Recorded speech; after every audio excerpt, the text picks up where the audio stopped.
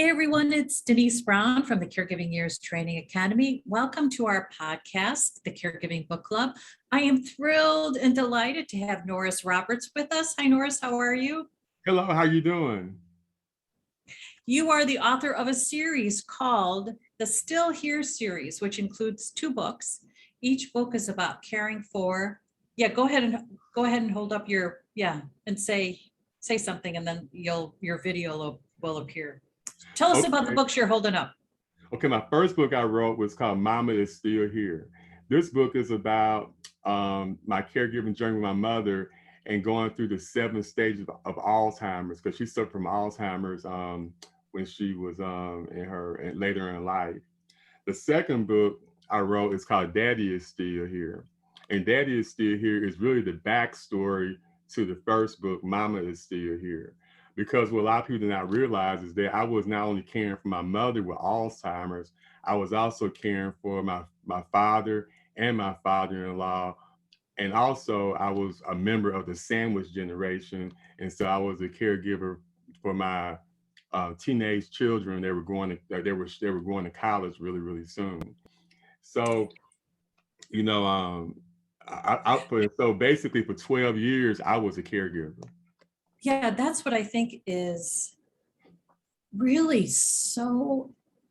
I mean, when I think about your story, it's almost hard to come up with the words that describe it, because you had the intensity of 3 caregiving experiences: father-in-law, mother, father, plus raising the kids, plus a marriage. So you're trying to keep all these relationships in a good place, right? And you're also trying to keep people healthy as they decline from these really insidious disease processes. So the first book you wrote actually came from what you wrote as really just a release of your emotions as you were caring for your mom. I'm curious, was it a journal that you kept, or just like scraps of paper that you just wrote down thoughts? How did you capture that? I just started writing. What really happened, it's another thing that happened. So before at the time, I was working on my doctorate. And when I was working on my doctorate, I finished my dissertation like in 6 months, which was unheard of. And so my professor, Dr. Wisdom, she just said, Norris, you are just a great storyteller. You need to keep writing. And so what happened after that, my dissertation 6 months later, it got published as an academic book. And so she really encouraged, say, you need to write about your mother, because you always talk about your mom a lot. And so she kind of was the person that really encouraged me to really start writing. And when I started the writing process, well, writing for me is very therapeutic. It's how I really process. Like if I can write my thoughts down, then I can articulate what's really happening. And so for me, it's a way that I problem solve. If I can write it, then I can start to put things in little compartments to problem solve. So it was very therapeutic for me. I just enjoy it. And, and I've been told by many people that, you got a gift for writing. And so it's something that I just enjoy doing. And I just continue to do it. And, that's kind of how it all got started. But you can go ahead I'm and curious, when did you know that you had a book? I started sharing my stories with my writing with friends, and everyone said, you need to write a book.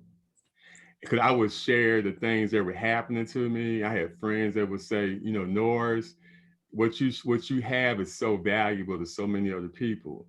And so, and I just started writing, and when I put it all together, I was trying to figure out, how do I present this? How do I present it? And so the big thing for me is I was trying to figure out, how can I tell this story, especially about the Alzheimer's piece, and it not be so depressing?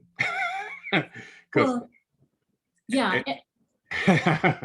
When you're writing a book too, you're looking for the beginning, the middle, and the end.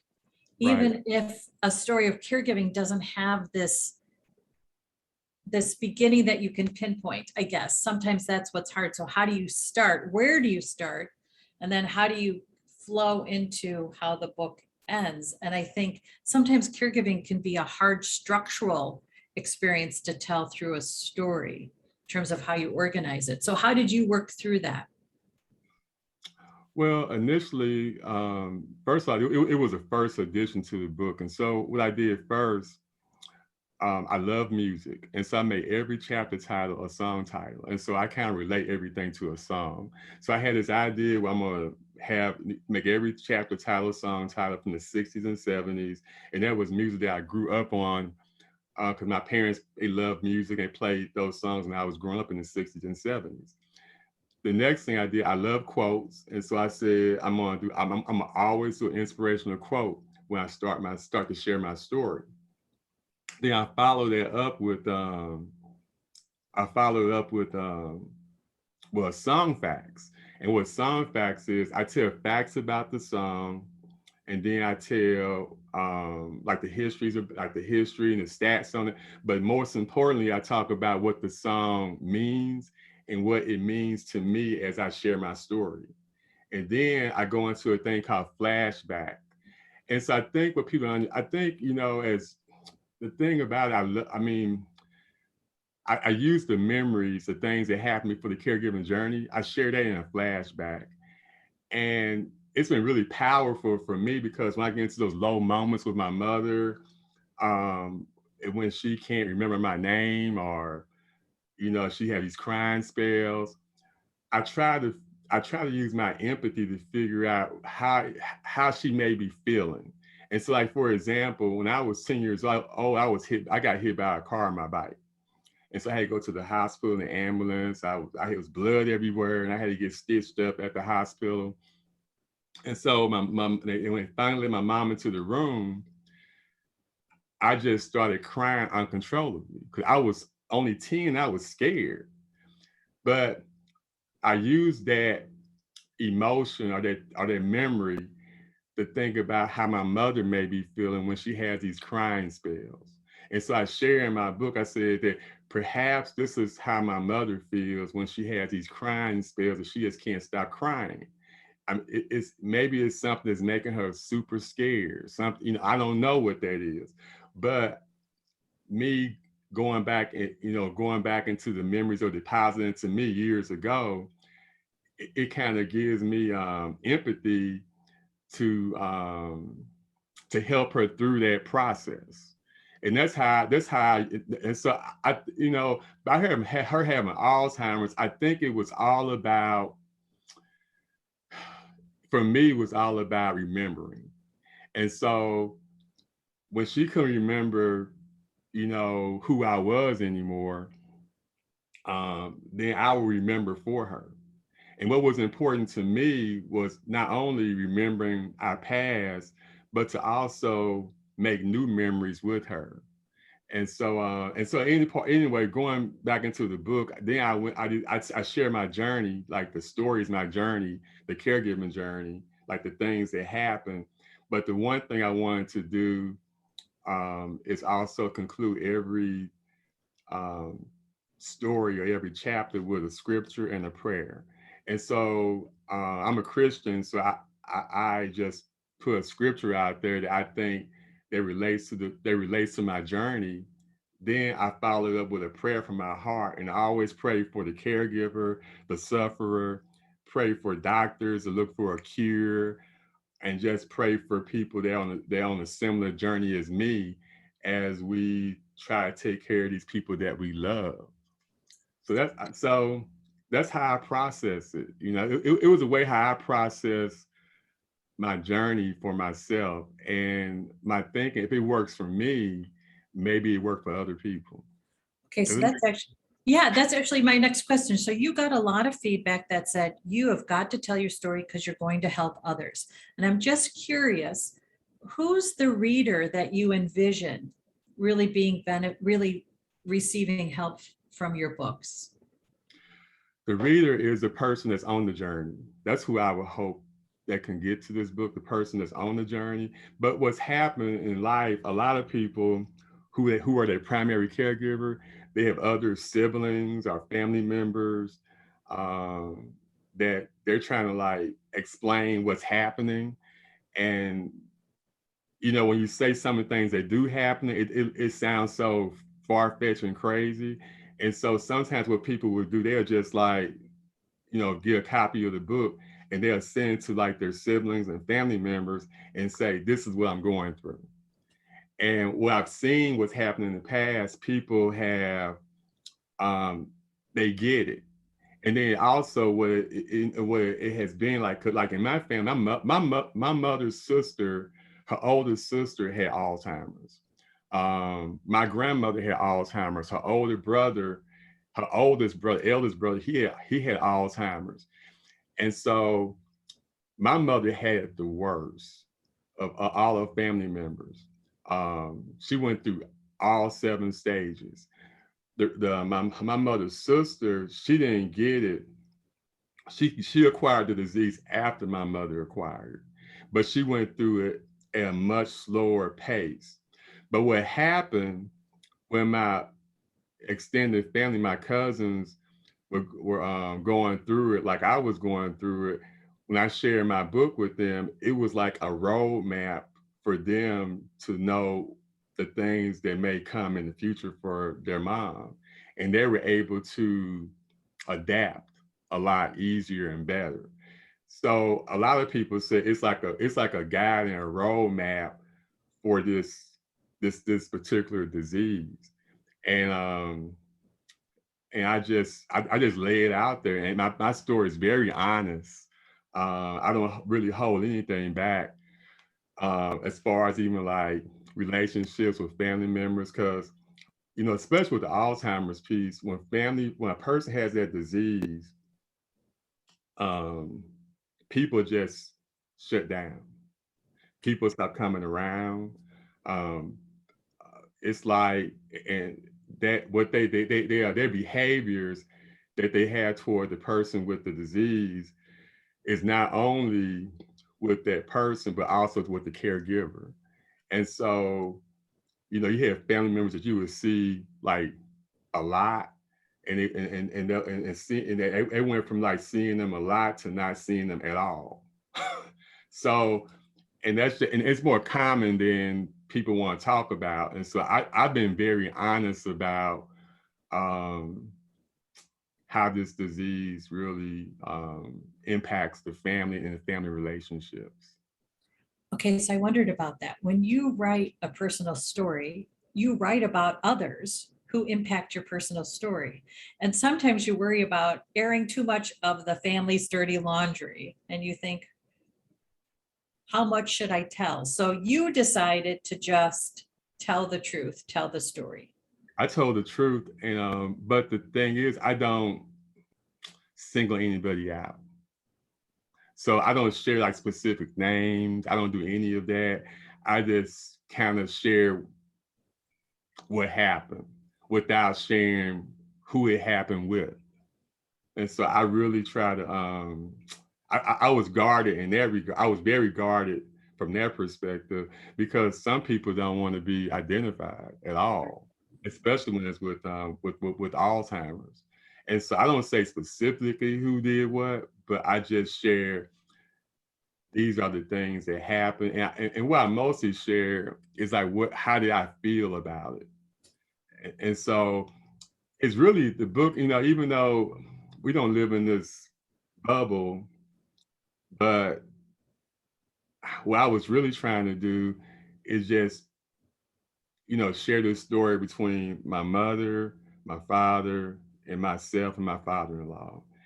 And, you know, I pretty much just made the book about just them and not really specify any other individuals. So I got this one chapter in the book called Groovy People. So in that chapter, is one person I do mention, and it's my dad's barber.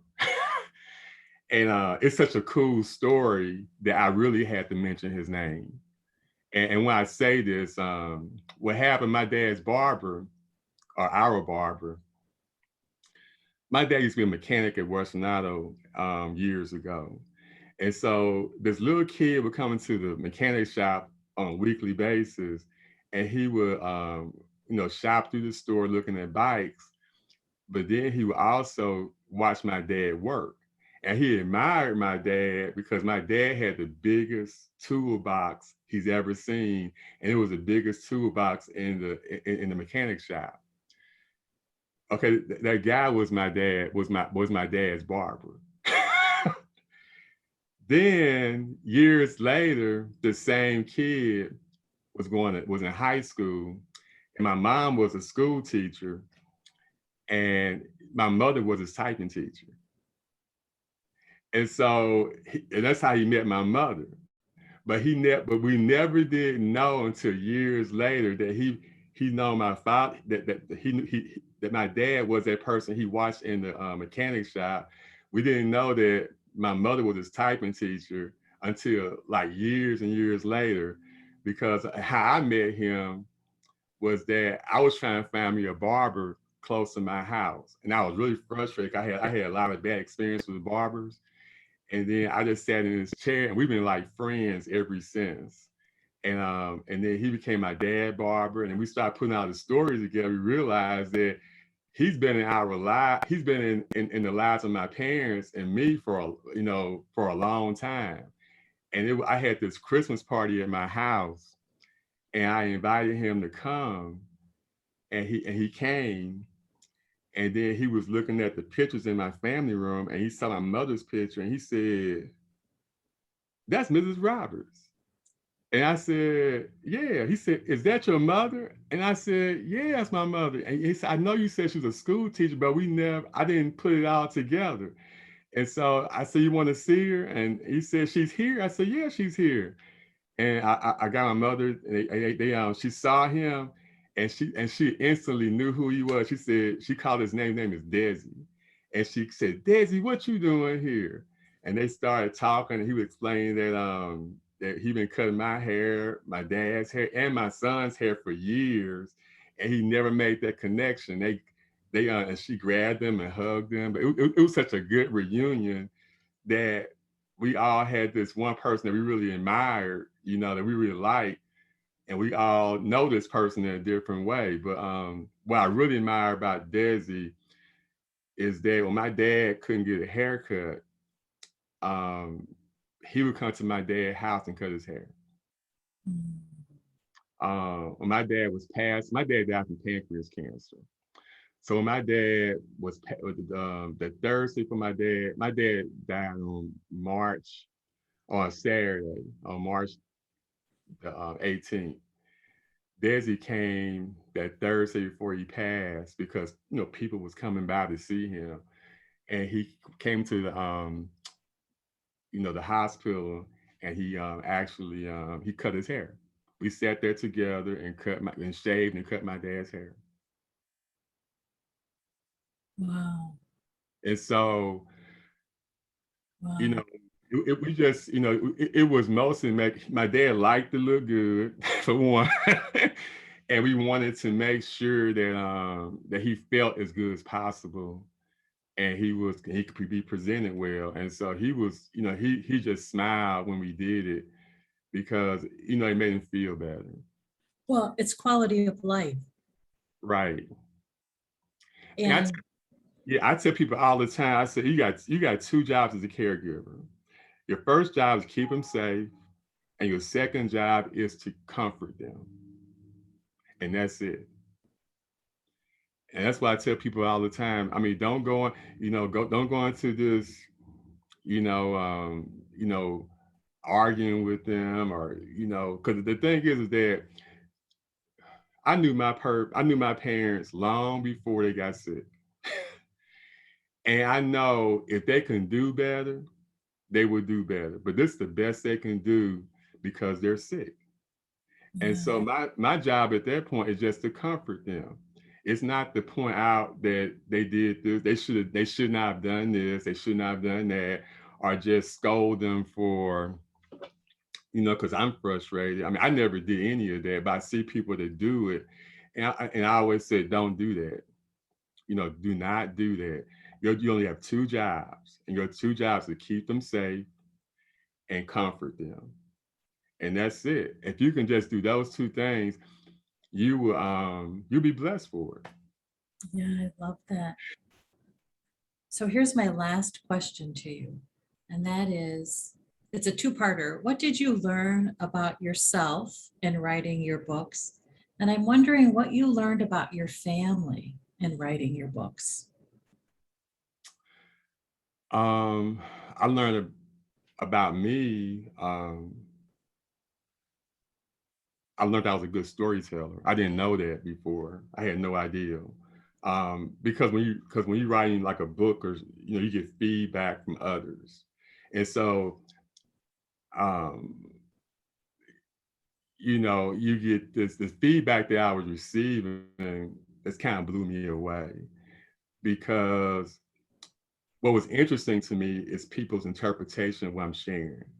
And so you don't know how people are going to receive what you write. And when you find out that they receive it, and they apparently get so much out of it, and you're like, wow, I didn't, it was like my intent was one thing, but what they got out of it was something much bigger. And you just can't. I mean, I was always surprised. I was always surprised. I mean, it was just because sometimes when people read my story, I had a book signing. I'm gonna say this, if we got time. I had a book signing, so it was at the Urban League in downtown St. Louis. And so I did my book signs a little different than most people do it. So I had three guest speakers. I had a guy that was a minister. I had an older lady that was probably not much younger than my mother, and I had a really young lady speak. And so they read like excerpts from the book. I didn't read any excerpts. I had them read it. What I loved about doing it that way is to get their emotion and feeling from reading the excerpts. And then I love getting their what they thought about, their interpretation, what they were reading. And their interpretation, what they were reading, was far greater than anything I could have imagined. Far greater. You And know so, what? I'm so sorry, but you know what's interesting about that? First of all, I love that idea, but in many ways, the book signing became almost like a book club discussion, because that's what you discuss about a book, what it means to you, and we all bring our own personal experience, our own personal relationship with the world, and that impacts how we view the story, how we read the story. That's so interesting. What a great idea. but something what happened, Denise, that was really interesting at this book signing. People were like, they started crying. Oh. And because the one thing I did do, I had when they got through reading the excerpts they wanted to read, I let them decide everything for themselves. But I said, when you read the excerpts, you have to read the scripture and the prayer. And what it felt like to me, my book signing turned into a prayer service, because people started to just cry and console each other. Because it was one lady, she said her caregiving experience was over like many years ago, and her mother had Alzheimer's. But she said that she really felt like her mother didn't love her anymore. She said the thing that I did in my book, I kept saying over and over, it's a disease. It's a disease. And she said just saying that over and over and keep repeating it made her realize that when they had those bad experiences, that wasn't her mother. That was the disease. And she just appreciated me just saying that, over, repetitively in the book, because she said she finally got it. And she was just happy to know that her mother did love her. What she was experiencing was just the disease. So, I mean, that's so. I mean, I just get full. I mean, even talking about my book, because I just it gives me opportunity to celebrate my parents, and also gives me an opportunity to just share their memory. And my mother, she always wanted to be remembered. You know, she would say, um, just keep my memory alive. She wanted her great grandkids to know her, know about her, know who, you know, who she was, and that kind of thing. Cause my mother, she's that person too, like a lot of pictures, a lot of photos. And she left a lot of photos behind in different stages of her life. And so, you know, you get a chance to have those keepsakes. And another thing she did, she just, we made so many wonderful memories together that even when she was going through the Alzheimer's, I was always able to reflect on something that we did, something happy, even when we were like in a dark moment, maybe with the disease. But what was the second question? The second question you said, the second question you had? Actually, you know, can I change it? Because I Yeah. just realized really what the last question is that I want to ask is, what's your next book? My next book will be called I Am Still Here. What that will be about, I'm not sure yet. Oh, but I love that. I love that. I mean, are you thinking about it as a after caregiving reflection? Caregiving has ended. You're Yeah, you're I'm into thinking. the next. Yeah, I wanted to share. I like you said in your last and your different stages of caregiving, because I use your stage. I frame my book around your stages. Oh, I loved that. I loved that. I'm so honored. Thank you for that. That's awesome. Yeah, and so I'm in the Godspeed phase right now, and so you know I haven't fully decided just yet. I think it may be about two different things. I want to talk about um, preparing like inheritance. I want to talk about how important that is and what that should look like. Because I don't think no one talks about that enough. So I want to do something talking about the steps you need to take and why you take them, as far as you know, you're like a will, trust, that kind of thing. But I also want to talk about just talk about, you know, life after the caregiving experience. Because my focus right now is I'm empty nester. And so for so long, for 12 years, we were like, you know, we were just grinding with caregiving. And now we're not. And so I don't think it's bad about it now. We're in the middle of COVID, but and we can't travel like we wanted to, but we've been really trying to travel and trying to, like, establish a bucket list and just check things off. Like we went to Canada last week to see Niagara Falls. And so, you know, we've been trying to travel for ever since COVID started, but you know, we said we're going to try and make this happen. Weren't sure the border is going to be open or not, and we got there and it was, but and we was able to do it. So we want to do this more traveling and just, you know, just enjoy life to the fullest. That's what my wife and I want to focus on, and just you know, spending time with our grandkids and building memories with them. And just building memories with, because I think what people don't really understand, memories are important.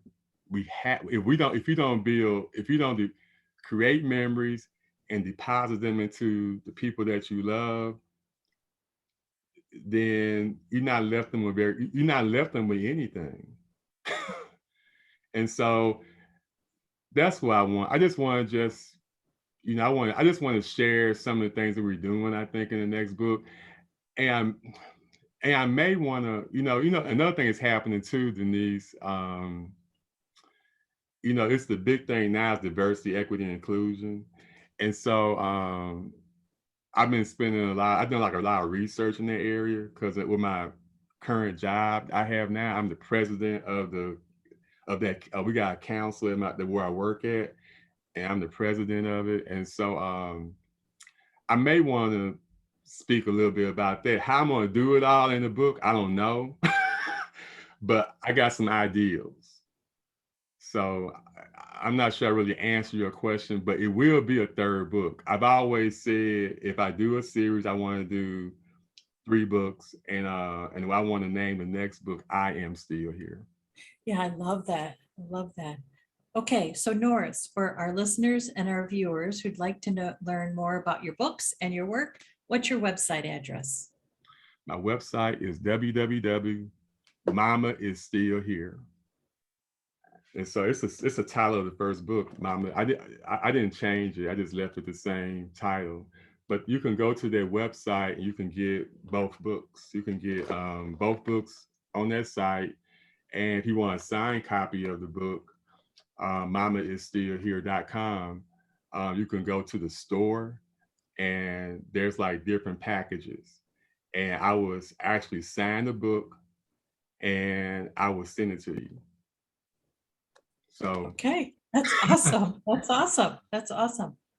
Norris, this was wonderful to connect with you. Thank you so much for your time. Congratulations on all your success, and let us know when the third book is out. I sure will. I'm so happy to meet you, Denise, because I really like your caregiving phases. Oh, good, good. I'm so glad. I'm so glad. That's the point, right? It's supposed to be helpful. So I'm glad that it was helpful for you. It was helpful, and so it was like almost like a bucket list item for me to get interviewed by Denise Brown. Oh, okay. Okay, that's awesome. All right. Okay, I'm a little I'm a little Honest, because you just don't know how much those phases really touch me, and I just really I mean, I even know like the expectant caregiver, the freshman caregiver, the entrenched caregiver, the transitioning caregiver, and Godspeed where I'm at now. So it's just it really, see, the thing about it put things in perspective. And so for me, it helped having those different stages, understanding what they represent, and kind of know where you are in this caregiving process, this journey. And so, I mean, I applaud you. I thought that was, I mean, when I read it and I watched your YouTube videos and I was like, this is awesome. And I said, when I do write this next book, I'm going to use that to frame my chapters. How about that? Okay. My gosh, well, you just made my whole week, perhaps my whole month. So thank you so much. I'm just so touched by that. Thank you so much. Okay, this was awesome. So the website address again is mamaisstillhere.com, and you can get a signed copy of both of Norris's books. Okay, thanks, Norris. It was great to connect with you. Thank you. Bye-bye. Thanks everybody so much for watching. I'm Denise Brown. Take care. Bye-bye.